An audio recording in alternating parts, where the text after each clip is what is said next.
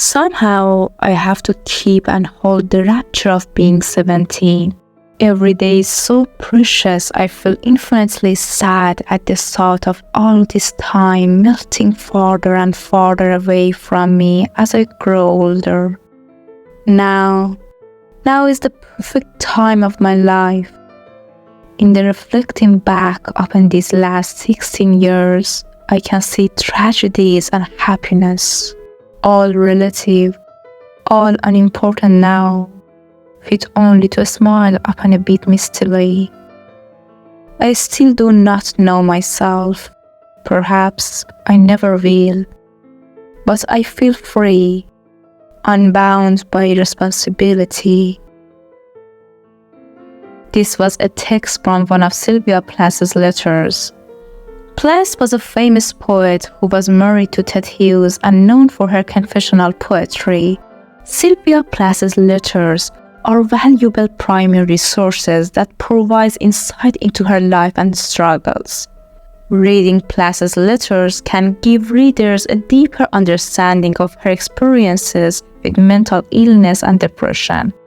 The letters themselves are the valuable resource, as they offer a first-hand account of Plath's internal world and creative process. Don't miss the end of the video, where I reveal whether Ted behaved aggressively with Sylvia, as she stated in her letters. Was this claim true or not? And also, why those who feel empty in life should read Sylvia Plath's works.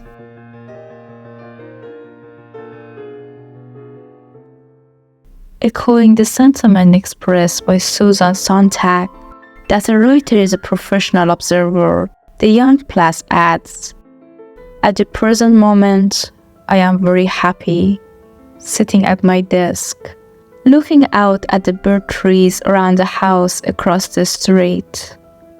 Always I want to be an observer. I want to be affected by life deeply, but never so blinded that I cannot see my share of existence in a wry, humorous light and mock myself as I mock others. I am afraid of getting older. I'm afraid of getting married. Spare me from cooking 3 meals a day. Spare me from the relentless cage of routine and rote." It's true that Plath get married and have children. However, the assumption that her marriage was the sole cause of her tragedy is an overly simplistic and unfortunate conclusion, all too common in our age of hasty judgments and superficial opinions masquerading as informed analysis. This assumption does a disservice to the intricate complexities that define human life, let alone the even greater intricacies of human relationships. It also fails to account for the still poorly understood neurochemical factors involved in creativity and mental illness. What is clear is that at 17, Plath was grappling with precisely those complexities that shape a person, as she explored the boundaries of the self that resonate alien of body and mind. I want to be free to know people and their backgrounds, free to move to different parts of the world, so I may learn that there are many other morals and standards besides my own. I think, to be omniscient. I think I would like to call myself the girl who wanted to be God. Yet if I were not in this body, where would I be?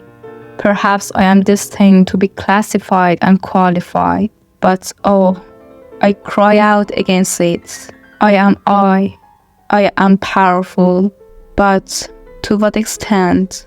I am I. Sometimes I try to put myself in another's place, and I am frightened when I find I am almost succeeding. How awful to be anyone but I. I have a terrible egotism. I love my flesh, my face, my limbs with overwhelming devotion. I know that I am too tall and have a fat nose.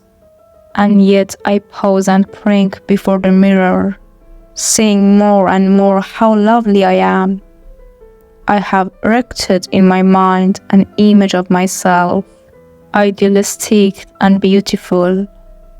Is not that image free from blemish, the true self, the true perfection? Am I wrong when this image insinuates itself between me and the merciless mirror? Oh, even now I glance back on what I have just written. How foolish it sounds. How overdramatic. And yet, echoing Van Gogh, another complicated artist with a tragic end, who wrote to his brother, does what goes on inside show on the outside? Someone has a great fire in his soul and nobody ever comes to warm themselves at it. And passers-by see nothing but a little smoke at the top of the chimney. Plath wonders whether her reach for perfection will ever bear fruit and show on the outside. Never, never will I reach the perfection I long for with my old soul. My paintings, my poems, my stories, all poor reflections, facing the overwhelming crossroads of young adulthood.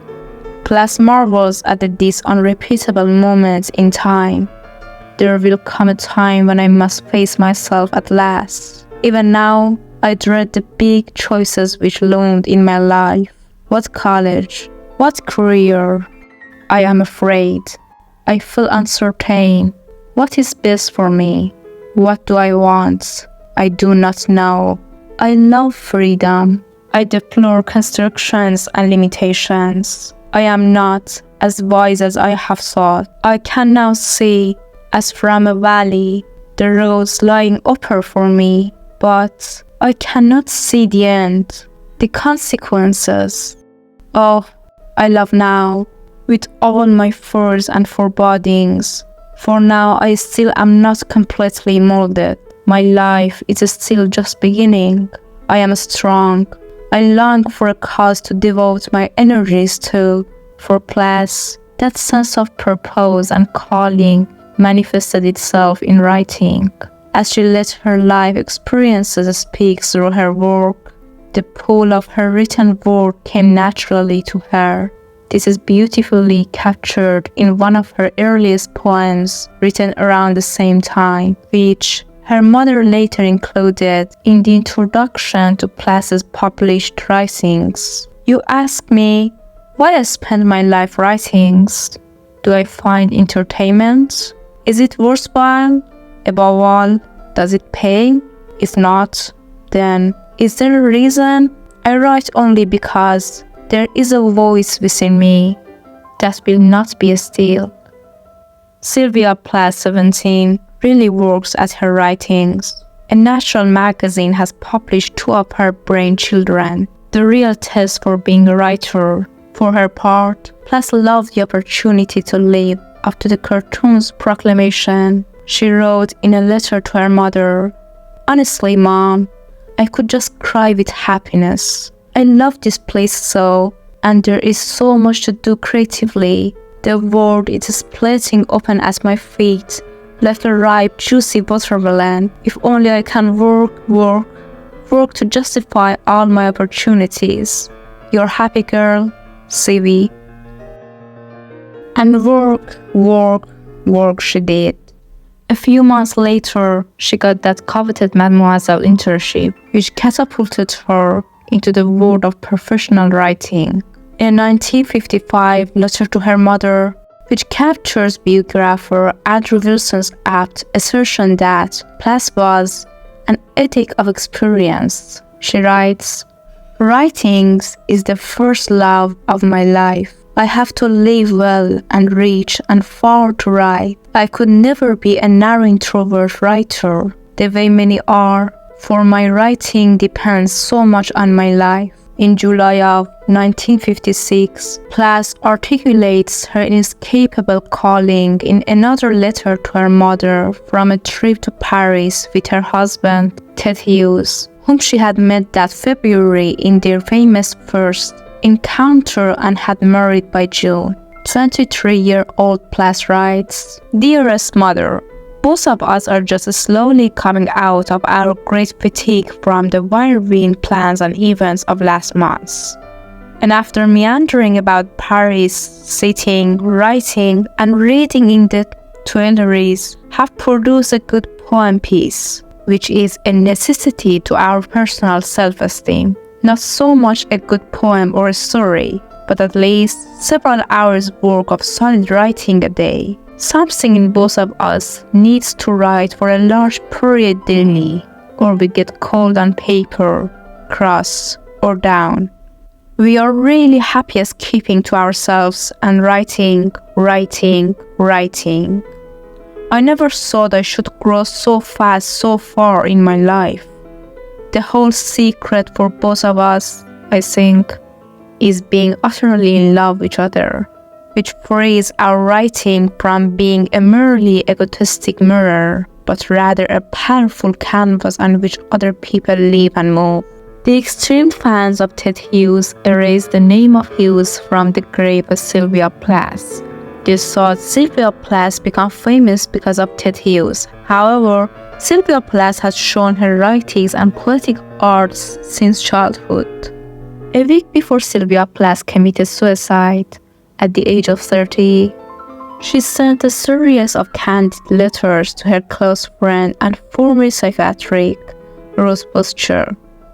What has happened to these documents in the intervening years is a case study in the Plath legacy. In the 1970s, 14 letters, which cover in detail Plath's estrangement from her husband, the English poet Ted Hughes, were passed from Butcher to Harriet Rosenstein, a female scholar who was working on a biography of Plath. The letters of Sylvia Plath, which has been published in 2 volumes, the first in 2017, the second this November. But the Butcher letters included in the new volume are different. They are among the most revealing pieces of prose that Plath ever wrote in any genre. In them, she alleges that Hughes beat me up physically a couple of days before a miscarriage, seems to want to kill me, and told me openly he wished me dead. In a foreword to this volume, Frida, who was not yet 3 when Plath killed herself, maintains, "My father was not the wife-beater that some would wish to imagine he was." What, I asked myself, would qualify as a physical beating? A push? A shove? A swipe?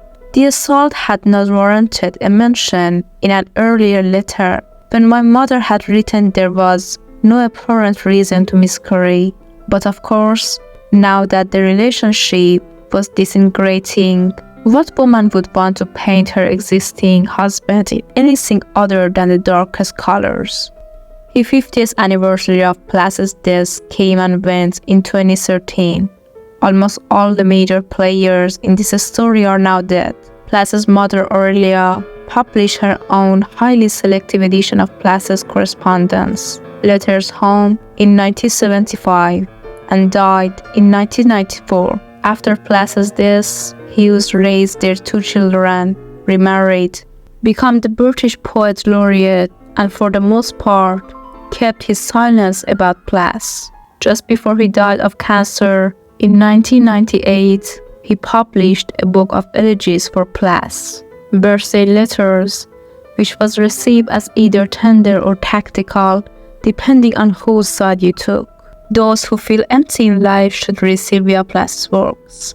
As for the reasoning, Plath's writings often explore themes of depression, isolation, and the human experience of profound emotional pain. Her raw and honest depictions of inner turmoil can resonate deeply with those who are struggling to find meaning or grappling with feelings of emptiness. Engaging with her poetry and prose may provide a cathartic outlet and a sense of recognition for readers who feel similarly adrift. However, it's important to approach Plath's works with care, as the subject matter can be emotionally heavy. Seeking additional support, such as from a mental health professional, is recommended for anyone dealing with difficult emotions or sort of self-harm. Works like Sylvia Plath's poetry and prose, such as her acclaimed novel The Bell Jar, and collections of poetry like Oriel and Crossing the Water, can be especially resonant for those who feel empty or lost in life. Engaging with Plath's vivid depictions of inner turmoil, the pressure of societal expectations, and the suffocating nature of emptiness can help readers who feel similarly uncertain to realize they are not alone. Her works may offer a reflective mirror and a gateway to processing one's own challenging emotions. However, it's crucial to approach Plath's notably dark and heavy subject matter with care and self-awareness. Supplementing the reading with support from mental health professionals is advisable, as her writings can be triggering for those who are dealing with depression or suicidal ideation. The goal is to find solace and insight, not further anguish. In one of my videos, I discussed the complete biography and the tragic death of Sylvia Plath, as well as her life with Ted Hughes, which is very interesting. This included sharing photos and documentaries. Additionally, I have another video about Sylvia Plath's most famous novel, The Bell Jar, which is an acclaimed story. I previously summarized this novel for you, so you can listen to it before going to sleep. I have provided the links to both videos in the captions. Thank you, may the God of Atlassians bless you. Until the next video, bye!